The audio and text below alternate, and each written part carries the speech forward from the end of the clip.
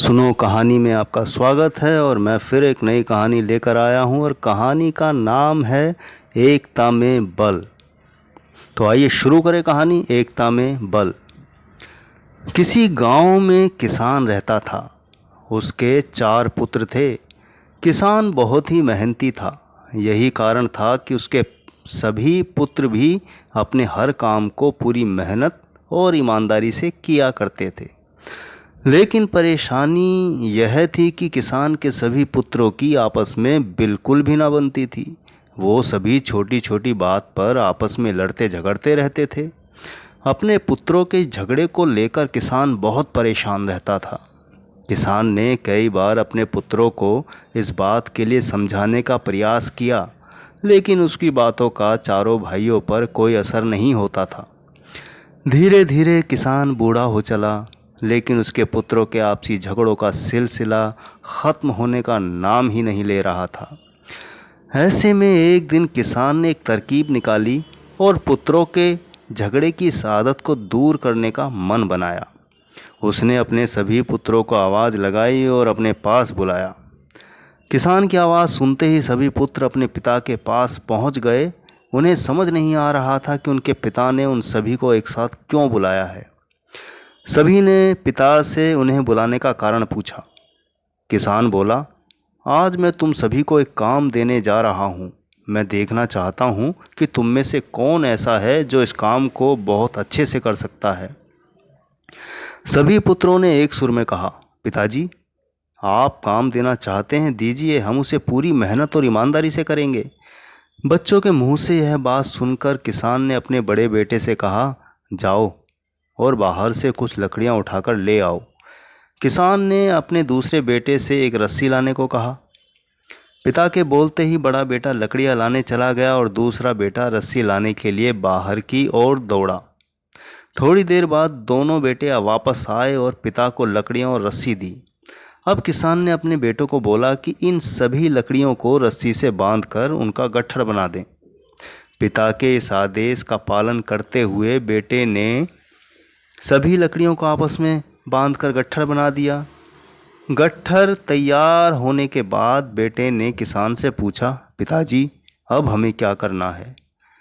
पिता ने मुस्कुराते हुए कहा, बच्चों, अब आपको इस लकड़ी के गट्ठर को 2 भागों में अपने बल से तोड़ना है। पिता की यह बात सुनकर बड़ा बेटा बोला, यह तो मेरे बाएं हाथ का खेल है, मैं इसे मिनटों में कर दूंगा। दूसरे नंबर का बेटा बोला, इसमें क्या है, यह तो काम आसानी से हो जाएगा। तीसरे नंबर का बेटा बोला, यह तो मेरे सिवा कोई कर ही नहीं पाएगा।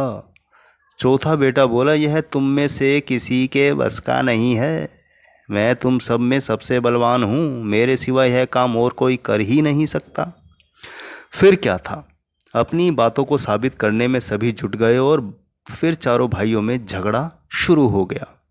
किसान बोला, बच्चों, मैंने तुम सबको यहाँ झगड़ा करने नहीं बुलाया है, बल्कि मैं देखना चाहता हूँ कि तुम में से कौन ऐसा है जो इस काम को बखूबी कर सकता है। इसलिए झगड़ा बंद करो और लकड़ी के इस गट्ठर को तोड़ कर दिखाओ। सभी को इस काम के लिए बारी बारी मौका दिया जाएगा। यह कहते हुए किसान ने सबसे पहले लकड़ी के गट्ठर को अपने सबसे बड़े बेटे के हाथ में थमा दिया। बड़े बेटे ने गट्ठर को तोड़ने का बहुत प्रयास किया, लेकिन उसे तोड़ पाने में नाकामयाब रहा। नाकामयाब होने के बाद बड़े बेटे ने दूसरे नंबर के बेटे को वह लकड़ी का गट्ठर थमाते हुए कहा कि भाई, मैंने प्रयास कर लिया, यह काम मुझसे नहीं हो पाएगा, तुम ही कोशिश करके देख लो। इस बार लकड़ी का गट्ठर दूसरे बेटे के हाथ में था। उसने भी इस गट्ठर को तोड़ने के लिए एड़ी चोटी का जोर लगाया, लेकिन गट्ठर नहीं टूटा। असफल होने के बाद उसने लकड़ी के गट्ठर को तीसरे नंबर के बेटे को दिया और कहा, यह काम बहुत कठिन है, तुम भी कोशिश कर लो। इस बार तीसरे नंबर के बेटे ने भी अपनी पूरी ताकत लगा ली, लेकिन लकड़ी का गट्ठर बहुत मोटा था। इस कारण अधिक बल लगाने पर भी वह उसे तोड़ नहीं पा रहा था। काफ़ी मेहनत करने के बाद जब उससे यह नहीं हुआ तो अंत में उसने लकड़ी के गट्ठर को सबसे छोटे बेटे के हाथ में दे दिया। अब छोटे बेटे की बारी थी अपनी ताकत आजमाने की। उसने भी काफ़ी प्रयास किया, लेकिन वह भी सभी भाइयों की तरह उस लकड़ी के गट्ठर को तोड़ने में असफल हुआ। अंत में हार कर उसने लकड़ी के गट्ठर को ज़मीन पर पटक दिया और बोला, पिताजी, यह काम संभव नहीं है। किसान मुस्कुराया और बोला, बच्चों, अब आप इस गट्ठर को खोलकर इसकी लकड़ियों को अलग कर लो और फिर इसे तोड़ने का प्रयास करो। चारों भाइयों ने ऐसा ही किया। इस बार सभी ने एक एक लकड़ी को अपने हाथों में लिया और उसे तोड़ दिया। किसान बोला, बच्चों, आप चारों भी इन्हीं लकड़ियों के समान हो। जब तक इन लकड़ियों की तरह साथ रहोगे तब तक कोई भी तुम्हें किसी तरह का नुकसान नहीं पहुंचा पाएगा।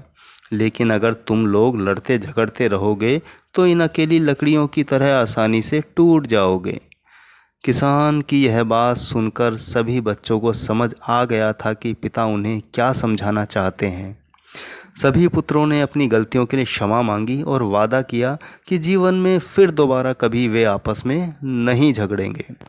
तो दोस्तों, कहानी समाप्त होती है और इस कहानी से हमें जो सीख मिलती है कि एकता में बल। ये कहानी हमें बताती है कि एकता ही सबसे बड़ी ताकत है।